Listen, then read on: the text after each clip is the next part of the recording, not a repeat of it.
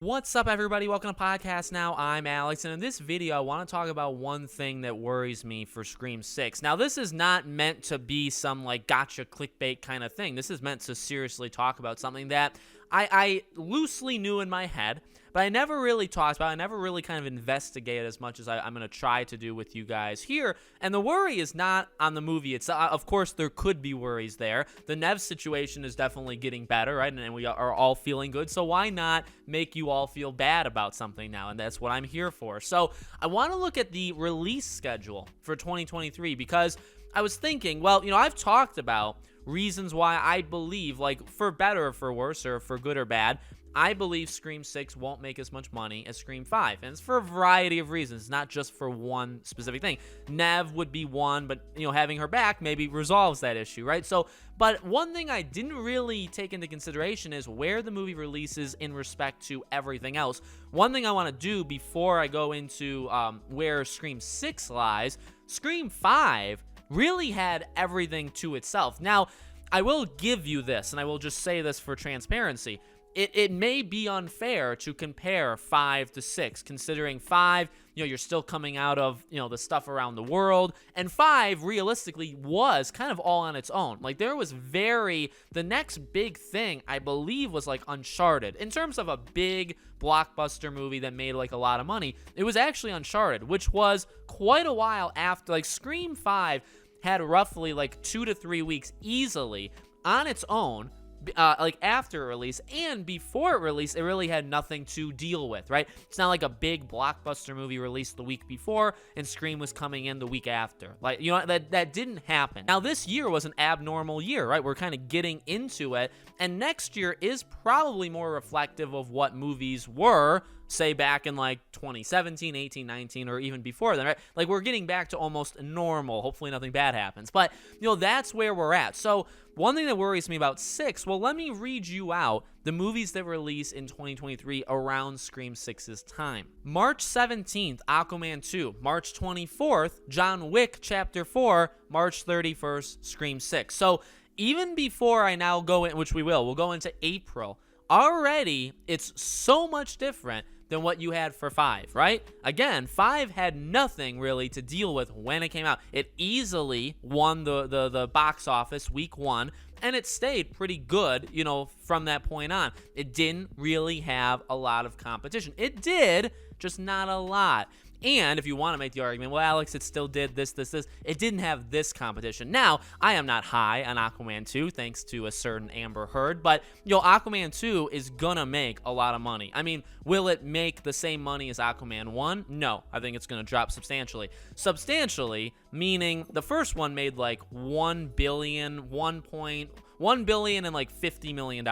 I think this one would probably make $700 to $800 million, which, by the way, is still a boatload of money. So you still have that issue, right? Now, I'm not going to see that movie because of, Amber, but that is a big deal. John Wick and Keanu Reeves is on an upward trend. These movies do pretty decently well, and they have staying power, right? And that's an important thing to remember too, right? Aquaman 2 releases 2 weeks before Scream 6, but you imagine, okay, well, week 1, it's going to do probably the most money. Week 2, it's going to drop, and where that drop is, right, Top Gun didn't drop at all, but then you have some movies that drop 70%, that'd be an extreme case, right? If your movie drops by 70% week 1 to week 2, that's showing something. So yeah, it may drop big time, and then it has to drop again for the week of Scream. So Scream may be able to beat Aquaman 2. Maybe. Depends on word of mouth, depends on Amber Heard, depends on a lot of different things. And then you have, obviously, John Wick the week before it. That's a tough one, too, because John Wick is going to do really good. And then week 2, it's only week 2 of John Wick, whereas technically for Aquaman, it's week 3, right?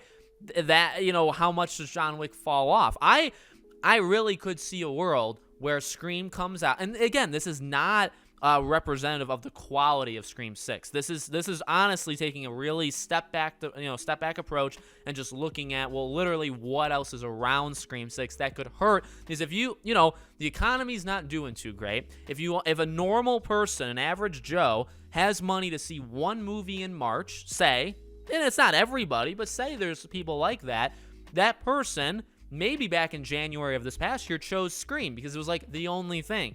Now, well, John Wick. I mean, John Wick is an incredible franchise. Incredible, okay? So maybe they go see that. Aquaman is just a big thing, right? Maybe they go see Aquaman. Even if they see 2 of the 3 movies, Scream is not necessarily in that top 2 for some people. So that is a big issue to me, that Scream realistically could come out and not be number 1 in the box office that opening week. I think it's very possible it's not number 1 in the box office that opening week because John Wick may not have that big of a fall. Aquaman may be so big that it's still like, lighting things up. I mean, if Aquaman does even say like, and this is like so early on, but say it does like 200 million domestically week 1, which maybe is too high, but so maybe like we'll say like 150, which would really not be that bad. Then it drops, let's say half, so it does 70, 75, then say even it drops again. I mean, Aquaman 2 could still be making $30 to $50 million that week Scream comes out. Scream really would maybe cap out at 30 to 50 million. I mean, I really doubt Scream 6 makes like 60, 70 million opening week domestically, right? So that's something you have to think about. Now, another impact, right, is obviously staying power. So Scream 5 did really well week 1, but it also lasted quite a while. It did really, and that's how you start to hit those, milestones, right? Like it stayed around a bit. Well, what movies does it have to deal with after Scream 6 releases? To be fair, in my opinion, there's really only one, but it's the week after, and it's the Mario movie. Now, that's a big swing. Because the Mario movie, I feel like, could be surprisingly good. It also has the power of Mario, which is an enormous, franchise. Also has Chris Pratt, an enormous name. But it also can really swing the other way where it's just complete trash. Now, the issue, though, is I think a movie like Mario, like to go into analyzing other films besides Scream, the issue with Mario would be, I think it would still make a lot of money week 1. And then that would be an example of a movie that if it's bad, it would fall off a cliff, the biggest cliff you can imagine going. Does that make sense? So, like, that's what I think would happen with Mario at its worst. If the movie's really, really bad, if it is just kind of like a cash-in, Chris Pratt doesn't do the job as Mario, right? I still see the movie doing really good week 1 because it probably is aimed for all ages. So you got kids, you got it, where Scream is not. But, Mario's going to be aimed for kids, going to be aimed for grown adults. It's a movie everybody can go see, and I think people will go see it week 1. And then again, if it's bad, they won't go see it week 2. But again, that's the issue for Scream is you have 1 week to yourself, okay, I guess, but not really because you have John Wick and Aquaman the 2 weeks before. And then the week after, it's not even like Scream is the only movie out to go see, right? Maybe you can make the argument after that. After Mario, then there's really a dead period on until I think May, until like early May, and then May is just like a death row in terms of movies coming out every week as well. But by then, everything's run its course. So I'm not saying Scream 6 is doomed. Like this is gonna fail the movie, but this is something that I loosely remembered because I look at movie release dates quite often and games, more games than movies. But I'll look at it and I've noticed that I was like, oh man, there's a lot around Scream. But I think like yesterday or the night before, like I just looked, I stared at my phone, I was like, oh no, oh my god. Again, I'm not saying it's doomed, but it's not gonna have the benefit, that factual benefit that Scream 5 had. It's not. It's gonna be a lot harder where really it's going to rely on week 1 needs to just be as good as possible. And then more than anything, really, week 1 is really, I think, dictated by the diehards and as much marketing as they can do, right, to get people which really relies on the trailer. So like, the trailer has got to be killer. The TV spots, the TV ads, the stuff leading into the movie have to be amazing. They have to be, because that is your first wave. That's wave 1. That's March 31st. After that, everything else rests on word of mouth. In my opinion, everything. What does that mean? Means the movie has to be good. Which obviously the diehard, really anybody, right, is probably hoping Scream 6 is a good movie. But that is so important, right? Is if the movie is even mediocre, if some people like it, some people hate it, it may not have that power combined with everything else. You don't have all 3 of them. You're not going to be able to get people as hyped up for 6, I believe, as you would for 5. 5 was that kind of reboot, bringing everybody back, replicating 1, right? Like, you're never going to have that again. So you already have weaknesses in terms of how are you going to get people excited for this film. Remember, I've said time and time again, I think Scream 6 very easily could be better than 5.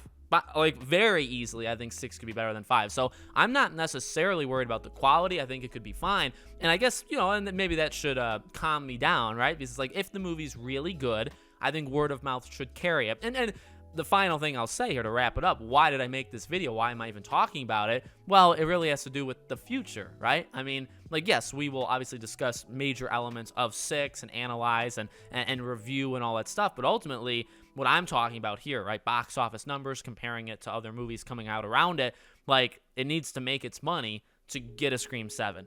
Unless they already have a plan that, like, no matter what happens, we're doing this trilogy. Like, we don't care, because ultimately, we're still going to make money each time. It may not be a lot. It may be less and less money that we net gain every time, but we're still going to do it. So why not just, make the trilogy, make people happy, and then I don't know if you do more movies after that or a TV show or but like hopefully that's the plan. And the rumors about Neve, it's like if they're working into her contract that she would be in like a 7 if she comes back for 6, obviously they have to have some pretty strong feelings about making it. They don't, yes, they could easily drop that. It could be an option. In fact, it probably is like an option contract, but it still shows they're looking to do it, right? That's like a plan of theirs. Unless it catastrophically fails 6, I feel like you would get 7 no matter what. So let me know what you guys think in the comments. Make sure you guys are subscribed, bell icons turned on so you know when all these videos go up. If you want to follow me anywhere else or support me anywhere else, all my social media links, including our Patreon, are in the description below. Thank you guys for watching, and I'll see you all on the next video.